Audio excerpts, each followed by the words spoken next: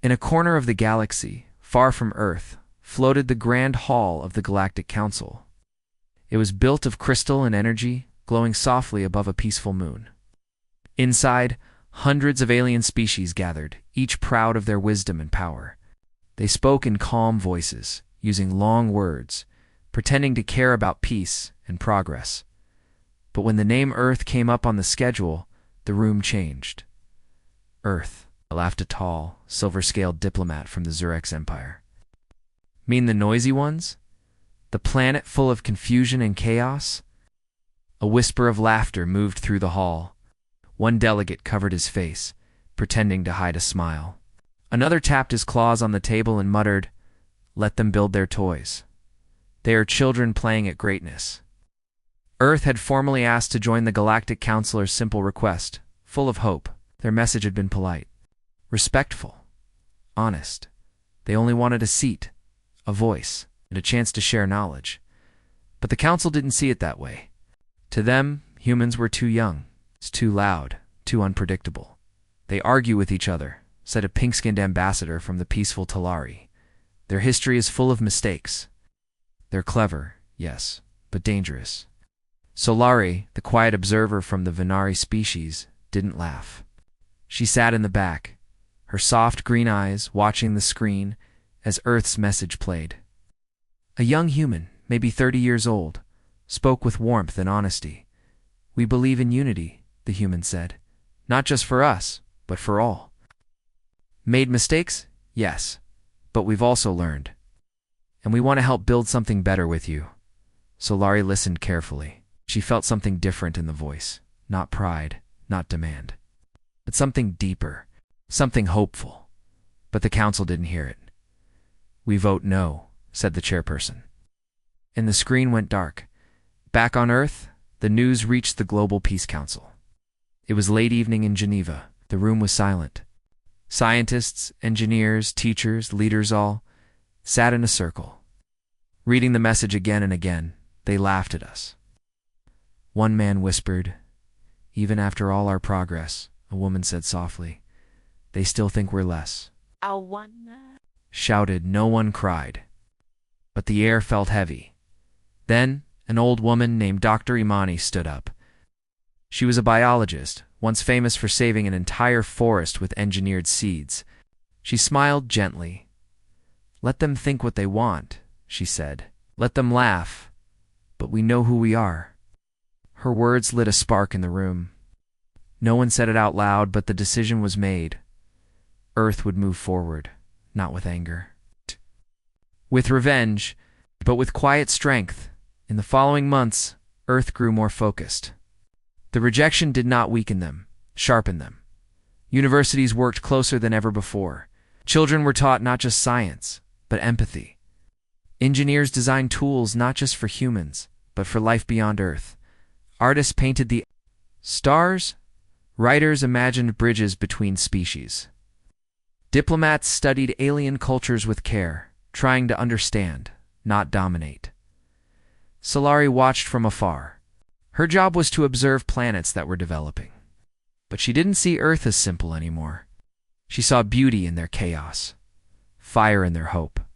She watched a human child use a 3D printer to build water filters for villages. She watched a group of young adults send their first deep space craft powered by clean energy, carrying messages of peace. She smiled to herself. They don't roar, but they rise. Far above the Earth, satellites hummed quietly. Not weapons, not threats. Just signals, ideas, and light. The Council had turned its back on Earth. But Earth had not stopped dreaming, and soon the galaxy would see. Kindness was not weakness. Patience was not silence. And Earth was not a planet to ignore. Years passed after Earth's rejection from the Galactic Council. The memory of that moment never left the hearts of those who had believed in a better future. But instead of anger, humanity chose focus. Instead of shouting, they began building. Earth did not want to prove others wrong. It wanted to prove itself right, in cities across the globe. New centers of learning opened. Young people were trained in languages, not just human ones, but alien ones. Books were written not to argue with the stars, but to understand them. Technology grew quietly, strong, and wise, in a lab under the cold skies of Antarctica. A group of students worked on the first peace satellite that could translate any language into music. "Maybe if they don't understand our words," one girl said, smiling, "they'll understand our song." In the African deserts, solar farms stretched wider than the eye could see, powering homes, schools, and dreams. In orbit, Earth's space stations expanded not with weapons, but with gardens, libraries, and learning hubs. The world that once fought wars now fought for ideas. Nations shared technology instead of secrets. Borders faded, not with force, but with trust. At the edge of the galaxy, Solari watched closely. The quiet alien observer had been given a small ship, single task, to watch Earth's development and report any signs of aggression, but what she saw was something else. Her reports were filled with strange stories. A group of human engineers turned old space junk into floating museums. A team of explorers helped repair a damaged alien drone that crashed near Mars, even though it was never claimed. They are curious, Solari noted, but more than that, they are kind. On a snowy night in Canada, a young girl named Raya stood with her grandfather, looking at the stars. "Grandpa," she asked, "why don't they like us?" The old man smiled and placed a gentle hand on her shoulder. "Because they don't know us yet. But they will. Just keep reaching." Raya grew up and became a designer of deep space ships. Her favorite design wasn't the fastest or the strongest. It was the most beautiful, built like a flying tree, with lights that danced like leaves. She named it Hope Wind. In Tokyo, a blind musician named Sora created songs using data from distant stars. The vibrations of starlight were turned into sound. His music touched people across Earth and then beyond. One day, a simple signal came back from deep space. It had only 2 notes taken from Sora's song. Someone out there was listening. Earth's progress was quiet but bright, not loud like the Council, not proud like the empires. It was soft, strong, and slow like rivers that shape mountains. The Galactic Council noticed, but still refused to speak of it. "They're only clever monkeys," muttered one ambassador. "Let them play." But Solari wasn't so sure anymore. She visited Earth one day in disguise. She walked in their streets, visited their schools, and watched them dance. She saw laughter. She saw loss. But above all, she saw something powerful. Hope. She stood in a small classroom in Brazil where children painted pictures of alien worlds they had never seen. One child asked her, "Do you think aliens are kind?" Solari smiled softly. "I think they will be, if you teach them."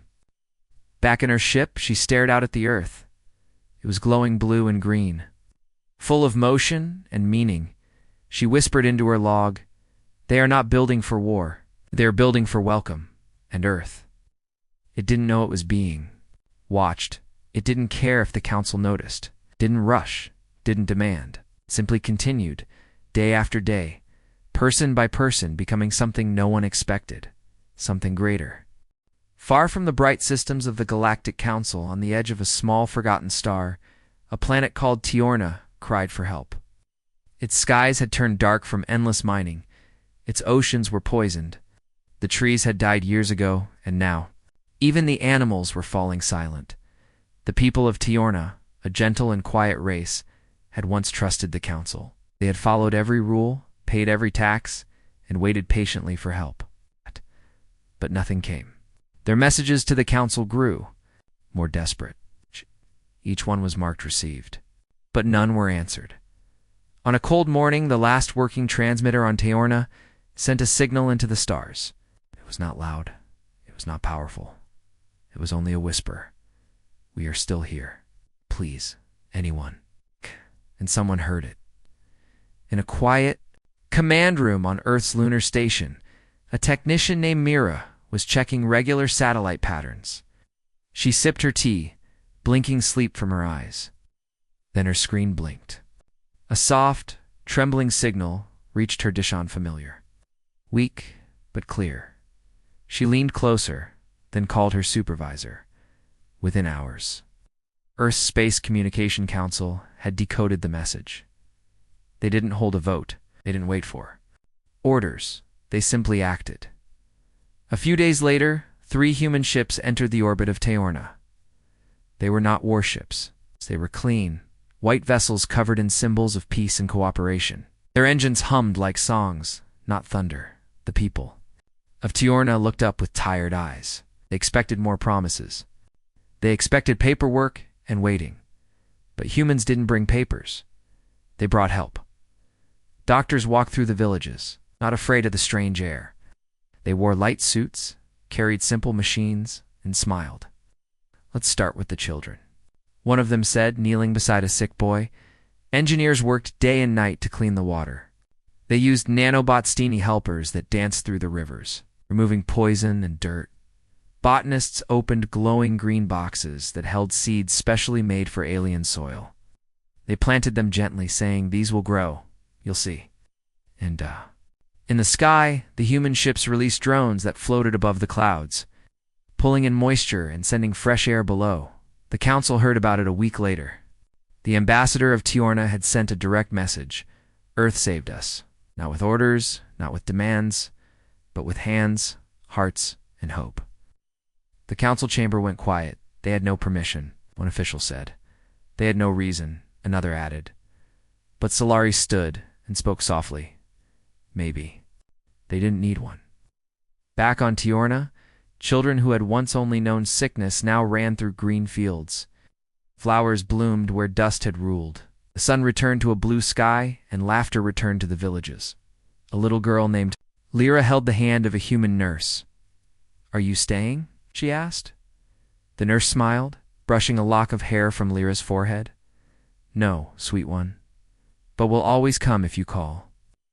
And then, without any ceremony, Earth's ships left quietly. Respectfully, they didn't take resources. They didn't leave flags. Only gardens, clean water, and hope. In a small corner of the Galactic Council's information archive, the Teorna ambassador added a simple note to Earth's file. "They heard us when no one else would. That is enough for us. More planets. Read the report." More voices began to whisper. Back on Earth. Mira stood on the same platform where she had first seen the signal. She looked up at the stars and smiled. "We answered," she said to herself, "and we're not done yet." As far above, the stars blinked back. Somewhere in the dark, someone else was watching. Someone else was learning the truth that Earth was not loud. But Earth listened. And that made all the difference. In the Great Hall of the Galactic Council, something had changed. The laughter was softer now. The jokes about Earth had faded. The latest reports from distant planets told a different story, one of human ships bringing light to dark places, healing sick lands, and teaching forgotten people. Whispers moved through the chambers like wind through tall grass. "They helped Teorna," someone said quietly. "Yes, and they asked for nothing," replied another. Some delegates still refused to believe it. "It's a trick," said the cold-voiced diplomat from the Carix Empire. "No one gives without wanting something." But Solari, the quiet observer from the Venari, had seen Earth with her own eyes. She had walked their cities. She had felt the warmth of their welcome. And now she stood before the council, ready to speak. "They did not come with weapons," Solari said calmly. "They came with clean water. They came with songs and tools. They came when no one else would." The council members shifted uncomfortably. "They seek attention," muttered one. Solari shook her head. "No, if they wanted attention, they would have stayed on Teorna and waved their flags." Oh. But they left quietly. Their gift was given, not sold. A long silence followed her words.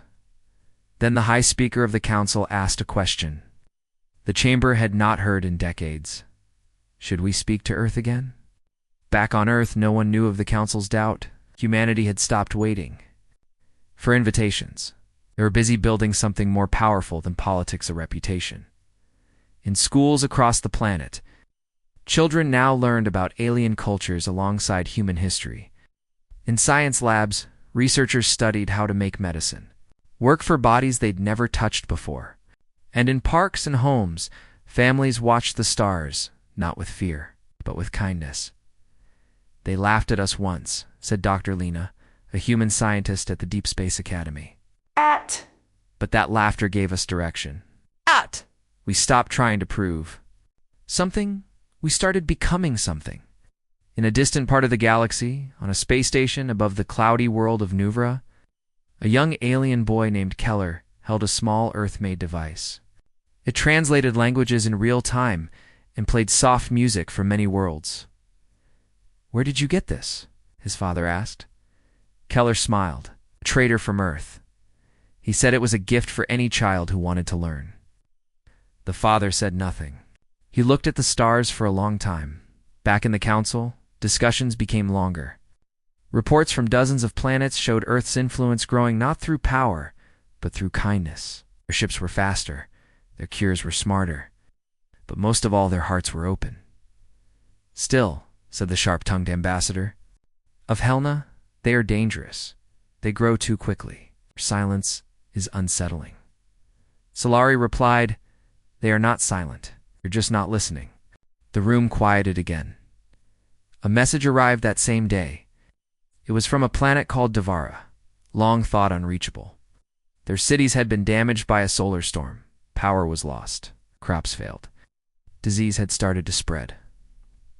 The council began to plan a response, but it was too slow, too heavy with debate. By the time they finished their second meeting, Earth had already arrived. 5 ships, 15 doctors, 20 engineers, 1,000 doses of custom medicine, and a simple message: "We're here to help." That's all. The people of Devara had never met humans before.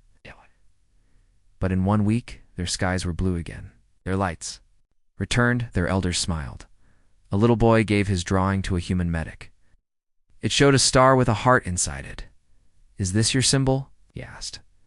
The medic smiled and said, "No, but maybe it should be." When news of Earth's actions reached the council, the high speaker read it aloud, paused after every word. And when he finished, no one laughed. Solari stood once more and said gently, "You called them primitive. You called them loud. But they are not. They are listening, learning, and leading."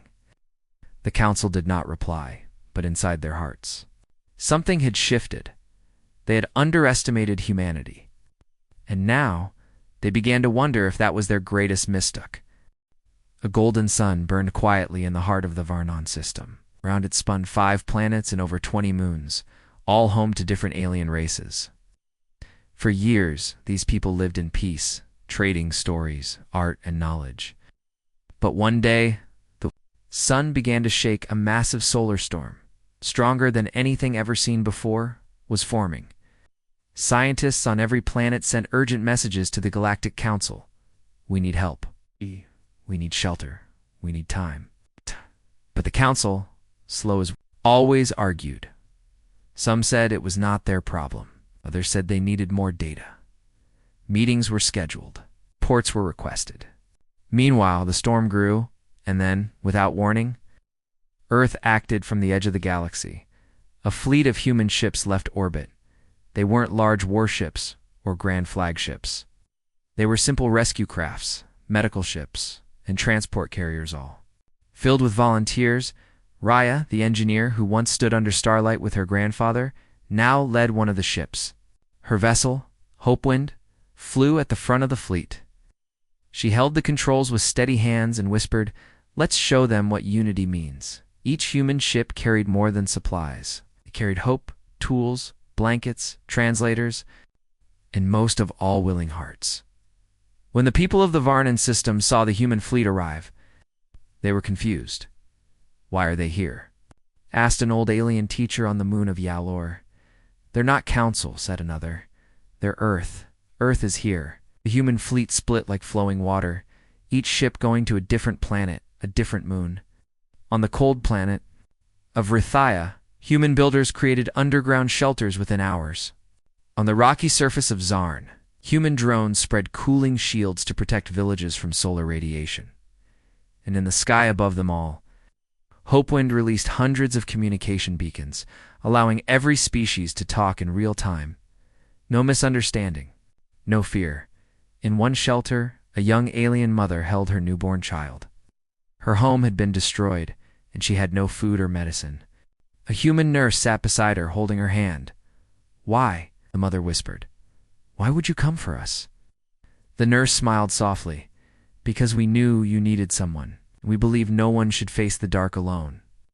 As the solar storm hit, fire danced across the sky. But under the human-built shields, the people of the Varnan system were safe. They heard the winds, they saw the flames, but they were not afraid. After 3 long days, the storm passed.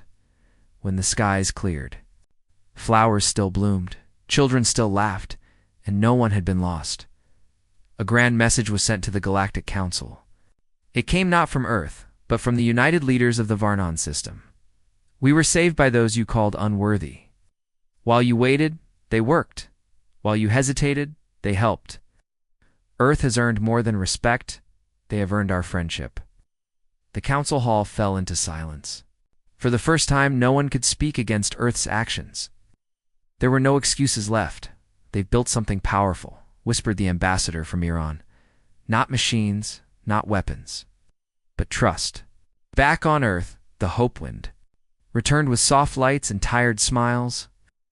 Raya stood before her crew, all of them dusty, some bruised. All proud, she looked up at the stars and said, "We didn't save them alone. We saved them together. Human and alien, side by side. That's the future we believe in," the crew cheered. Not with loud voices, but with quiet hearts. Solari watched the scene from a nearby ship. She recorded every moment, every face, every word. And then she whispered to her log, "They passed the test. Not the test of power, but the test of unity. They did it with grace." The galaxy had seen enough now. Earth was no longer the forgotten world. It was a light in the darkness. A hand in the storm, a voice that whispered, "You are not alone." The Galactic Council chamber buzzed with unusual energy. The great hall, once filled with sharp words and cold looks toward Earth, now held a quieter, thoughtful mood. The name Earth was no longer met with laughter or scorn. Instead, it was spoken with respects, oft but certain. Solari, the quiet Venari observer, stood beside the council speaker as the doors opened. A delegation from Earth entered not with armor, not with weapons, but with open hands and hopeful eyes. Leading them was Alara, a young woman from Earth's new alliance. She had once been an orphan in a small city, but had risen through courage and kindness. Her voice carried the calm strength of someone who had seen pain and still chose hope. Alara stepped forward and looked around the chamber. "We come not to claim power," she said gently. "We come to share, to build bridges, not walls, to listen, not to demand." The council members watched carefully. Some old skeptics folded their arms. Others leaned forward, curious. Alara continued, "Earth has learned much from the galaxy. But more than knowledge, we have learned respect. We know we are young among the stars, but we ask only for a chance to grow together." A murmur passed through the council. Solari watched as faces softened. Some eyes glistened with hope. One elder from the Solari cluster stood and said, "Your words ring true. You have shown us through action what words alone could not." Others nodded. The great walls of doubt began to crack. Outside the chamber, children from many worlds gathered in the council plaza. They sang songs from Earth, songs of hope and unity.